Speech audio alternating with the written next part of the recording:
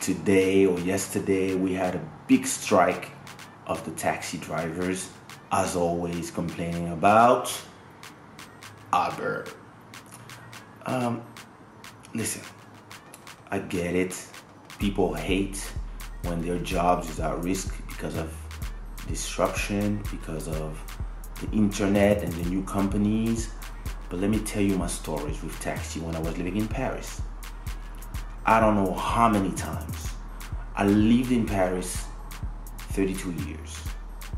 Around after 22, when I started having some money so I could pay taxis and whatever and take the taxis all the time, I cannot even count the number of times that I've stayed there in the streets, in the winter, in the fucking cold, waiting for a taxi. Me and other people, and we were all fighting to get a taxi, because the worst part is it was not that there was no taxis. It was that the taxis were passing in front of us because, you could stop and say, where you going? What you mean where I'm going? You're a taxi. You're not supposed to ask me where I'm going. You're supposed to take me where I'm going. But where are you going? Oh, it's not my direction. What you mean it's not your direction? Fuck you. How many times a taxi passed in front of me pretending that it didn't see me? Just because, I don't know, who knows? We have an avenue in Paris, in the center where all the bars are. Some of the bars are a very popular place called Châtelet. And we have an avenue called Boulevard Sébastopol. After getting a drink, I don't know how many times in my life, I stood there, especially in the winter. It's cold as fuck, waiting for taxis. Because it's a long avenue, you have to go to the beginning of the avenue so you can get your taxi. And most of the time, all the taxis that pass in front of you, they're busy. So they have the red light. And you're looking for one with the green light. But you're not alone. Everybody on the avenue, there's like 100 of people waiting for taxis. So you mean that there's never a taxi here for you when you need one?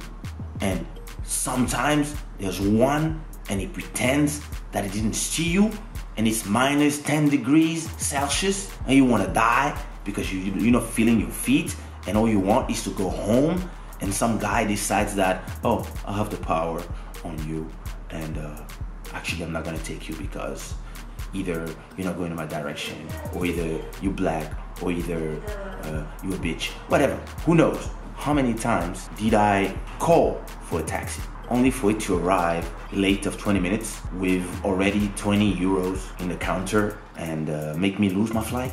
A lot of times. How many times, listen, I travel every week.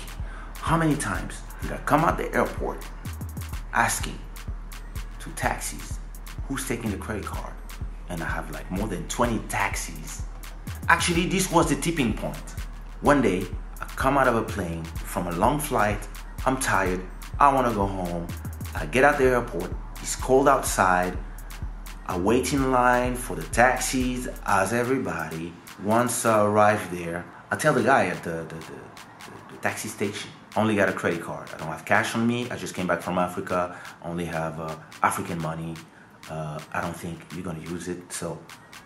But I have my credit card. And 20 taxi passed. And everybody was like, oh no, I want cash, no credit card. And which brings like, how many times did I go into a taxi and I said, can I pay by credit card? And the motherfucker had a credit card reader. I could see it there. He had the terminal. But he was like, oh, I don't have the thing. So, that day, my sister told me about Uber a year before. But that day, the day of the coming out the airport, I said, you know what? Fuck it. I downloaded the app. I created an account. I linked it to my PayPal. I called the Uber. The Uber arrived. I went in, took me home. I went out. Magic. I was like, oh. And from then on, I never went back. I was Uber full on. Which take us to now. The only reasons all these taxi drivers are complaining is because they pretend that Uber is stealing their their jobs and blah, blah, blah, blah, and they don't want to change. I'm gonna give you one advice, taxi drivers. Even if you don't care about my opinion, I'm gonna give it to you. The only way you can compete with Uber is by upping your game. Up your fucking game. They have the power of convenience that you don't have. They have the power of the service that some of you don't have. I don't know how many times I went inside a taxi in Paris and that the guy had his dog on the back. He was smelling. I'm sorry. Or a taxi that was dirty. I'm sorry. This is not how you do it. Like the first time I took an Uber, okay, the guy was first of all black Mercedes, and the guy arrives, well dressed, tie, suit, opens the door. I was shocked. I was so used to the rudeness of French taxis that I got shocked. Uber was really cheaper compared to the French prices. Here in Lisbon, the price of an Uber and a taxi is not so different. And see, these guys here got a little smarter. They have this app, I think it's a German app called My Taxi that I use too, because I go back and forth between, because I really didn't have a lot of problems with Lisbon taxis.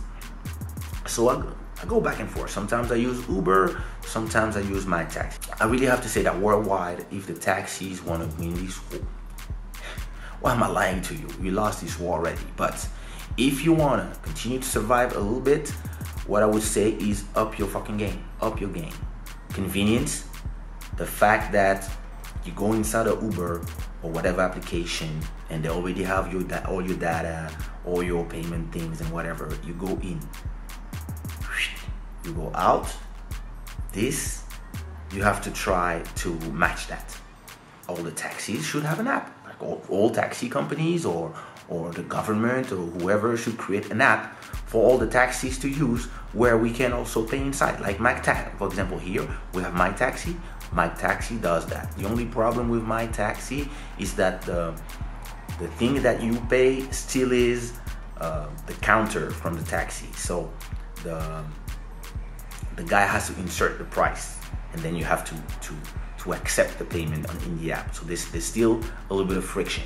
There's still subpar compared to Uber where you just go in and go out. Better cars, cleaner, dress better, and give a better service. Listen, in France, you get inside your Uber, you get a bottle of water and sometimes some candies. What? People cannot be lazy.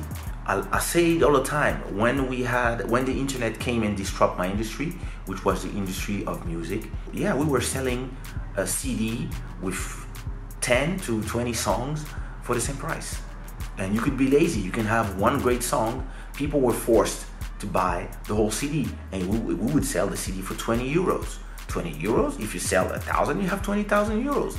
And all of a sudden, people discovered iTunes, where you could buy one song inside of the album and pick the one you like and buy it for 99 cents. This fucked completely the industry.